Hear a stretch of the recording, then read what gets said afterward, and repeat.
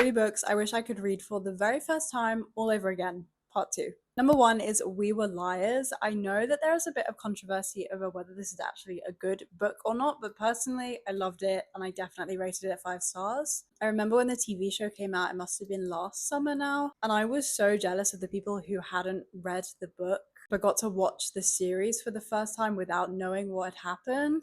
I cannot even imagine what that must have felt like to discover the plot twist at the end. It just made me relive reading the book for the first time. I wish I could go back and reread that for the first time without knowing what happened. Number 2 is the Natural series. This was actually a really recent read for me. I read this at the start of this year. And there's no one particular reason why I wish I could reread them again for the first time. It's not to do with the plot twist or anything.